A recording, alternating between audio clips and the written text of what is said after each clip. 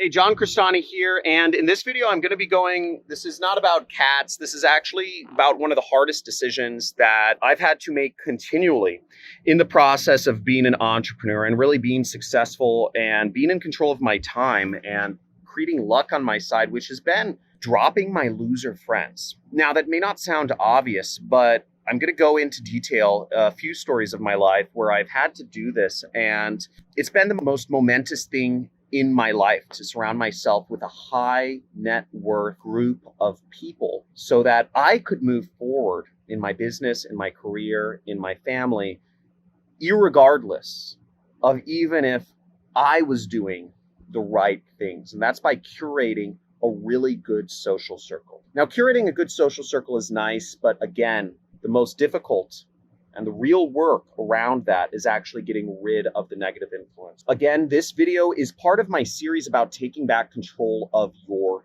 time.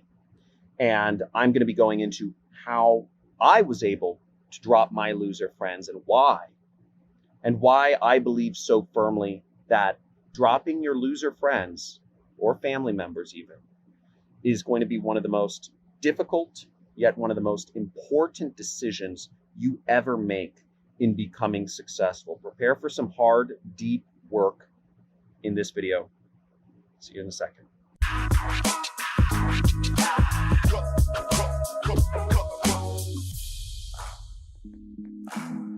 Hey, John here, and I like to sit out here and just look at the beautiful shadows across the Santa Monica Mountains sometimes at night. This is where I hang out and just kind of enjoy stuff. Sit out here, play with my daughter. Sometimes I jump from up here into the pool right there, all sorts of stuff. But the reason we're here is because I'm going to tell you a little bit about why dropping loser friends is so important. Now, to back up a little bit, I've been teaching folks, for 5 years now, and I've seen tens of thousands of students come through my courses, and most don't succeed.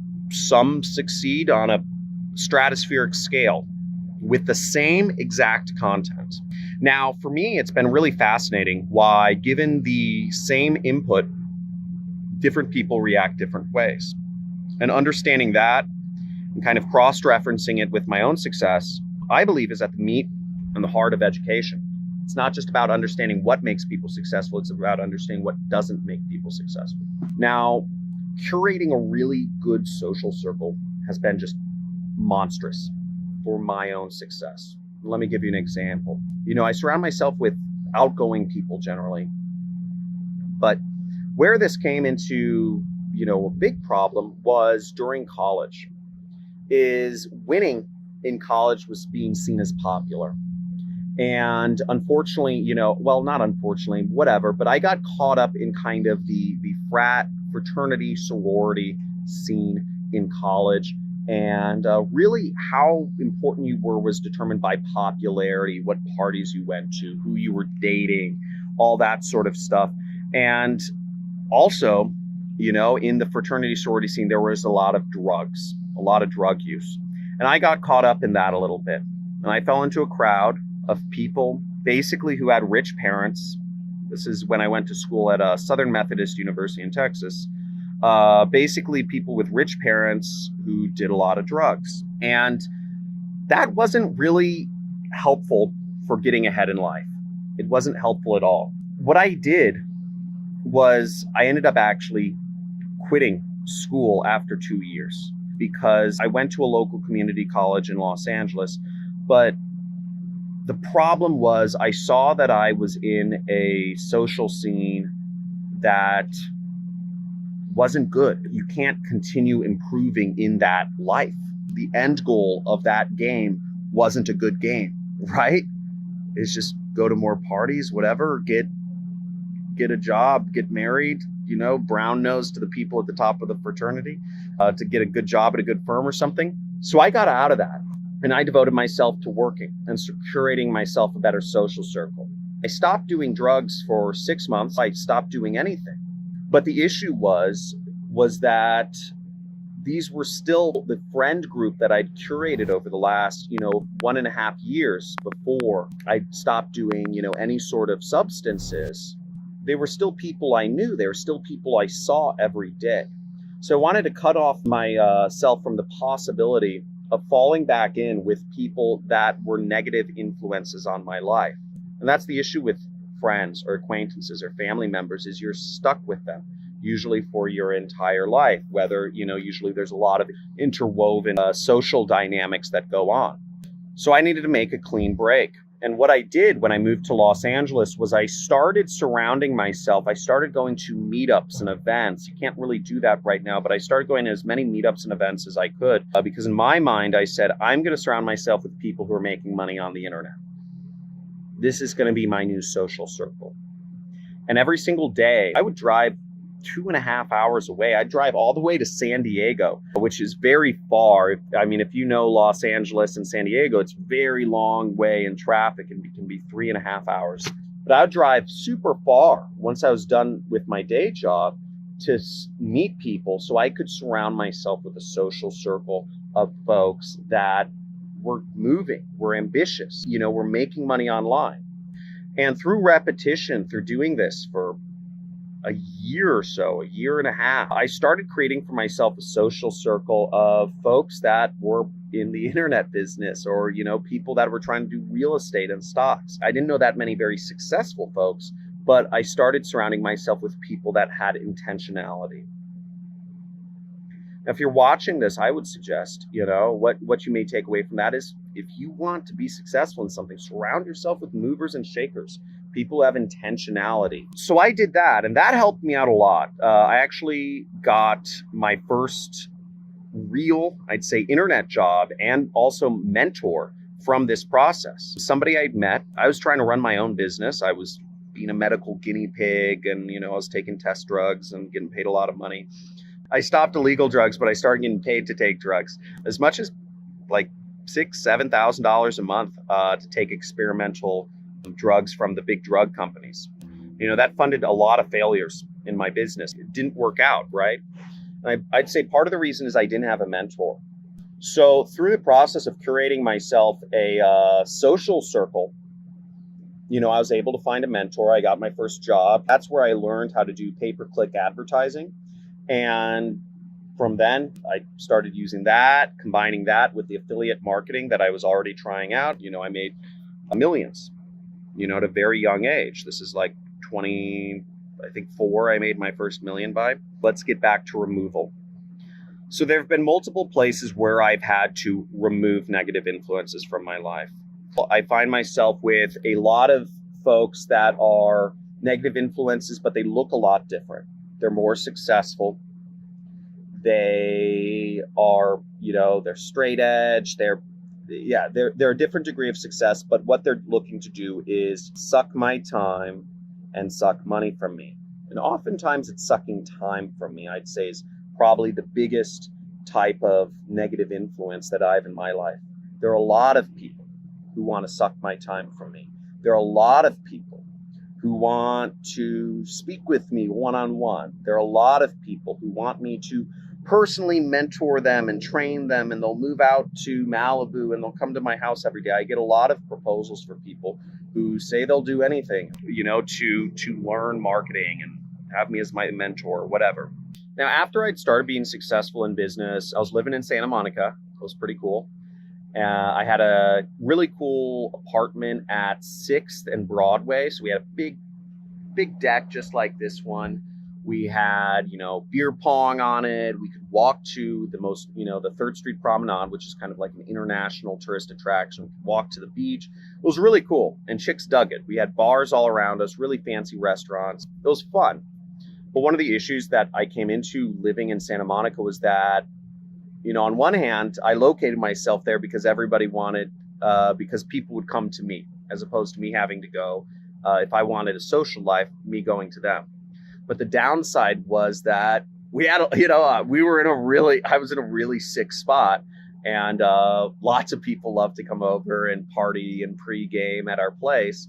So we were kind of like this central hub for social activity, because we're in our young or mid 20s. So we had a really cool spot to be. We're in the hip, hot part of town in LA. This caused some issues because you fall into these don't want to call them traps, but you fall into this kind of like social routine where, suddenly you have all these weekly events you're doing, and suddenly you have people coming in and out of your place, because your roommate invites them over, because I invite them over, because, you fall into this social routine of activity. And that doesn't really service, it's comfortable, but it doesn't really service the hunger. It doesn't service the ability to be single-mindedly focused on being successful. One of my solutions to that, oddly enough, was traveling. Traveling provided me a reset, provided me that time to just isolate myself almost and focus on solving the issue at hand, which was creating ads that had high conversion rates, high ROIs, so I could make a lot of affiliate commissions. So in a sense, I'd say I almost ran away, right? I'd say that was kind of, what I did during college when I surrounded myself with the wrong social scene. In Santa Monica, when I was successful, I didn't fully run away because I'd always come back. And my friends, who have been my friends since I was in high school, the friends I still hang out with from high school are all multimillionaires now, which is pretty neat. So we've kept up, and Los Angeles has just been an absolute hotbed of economic activity. So for people who are motivated, it's very easy when you're in a place like Los Angeles to make a lot of money because you're in the right place. Again, proximity is power. So if you locate yourself in a place that has monster wealth creation already, that has an engine that's turning, you're going to have a lot better chance of being successful or lucky if you are there than if you are in Kenya, for instance, right? And I'd say the third way that I've actually practiced removing loser friends from my life is slightly different than what you'd expect. It's removing really loser people that work with me from my life. Now, when you're running a business, you almost become friends with the people you work with, or you do become friends with some of the people you work with. Whether that's good or bad, I don't know. I'm a horrible manager, right? I'm not good at managing people. That's why I run an internet business. But I do work with a number of people now, contractors, people that work for me full time, etc., because we're growing. And, I've started getting a substantial business, which is really exciting. But how my business started was I would find people that would want to work for me for a relatively reasonable rates. Okay. And I'll just bring on anybody who wanted to work with me. Right. So I'd say, yeah, you're motivated, you're excited, you want to make it. Let's go work for me. Unfortunately, that attracted to me what I call opportunists. I'd consider many people watching kind of videos on how to make money online, I'd consider them opportunists, right? People that change their mind on what business they're in from week to week, from month to month. People who always have ideas, people who are always talking about what the next crypto is, right? I've heard a lot of these conversations. Yo, which Bitcoin are you investing in? Which crypto? That's what I call opportunist talk. And I attract a lot of those people, right? Because I'm teaching how to start an online business, and I would end up hiring or working with or contracting out or outsourcing work to folks that approach me like that. I always appreciate people who just cold outreach and say, hey, John, I have an idea. I can make you a lot of money. I'm like, cool, thanks. I love people with ideas to make me money. And we start working together. But now I don't go about it that way. What I've done to take back my time is I've had to remove a lot of these opportunist folks, because the issue with opportunists in my mind, it's a great way to make a little money. But ultimately, if you have an opportunistic mindset where you're just really just excited about the opportunity and bouncing around, I found those people don't work as well long term in a company, an organization that is trying to do bigger and better things. Does that make sense? So opportunists don't do that well in jobs. And surrounding myself with folks that, playing for themselves, which is fair. I'm teaching folks how to play for themselves and make money. Doesn't work within a company environment. It doesn't work to build bigger and greater things. I also believe this is why one of the reasons why a lot of teachers like myself in what we call the business opportunity market, the Grant Cardones, the Tai Lopez's, the you name it, don't end up building monstrous world-changing companies. They end up building popular mastermind programs and seminars, multi-level marketing organizations, etc. But not multi-billion dollar sorts of concerns that actually don't just help the world in an incremental way, but help the world in a 0 to 1 type of a way. And I needed long-term folks with very sharp minds to help me get to the next level in my business. So I had to drop a lot of the people that came to me, that even became friends, that started working for my organization in the beginning, because they're too opportunistic. They weren't thinking big picture. They didn't work well in organizations. They couldn't think about systems like that.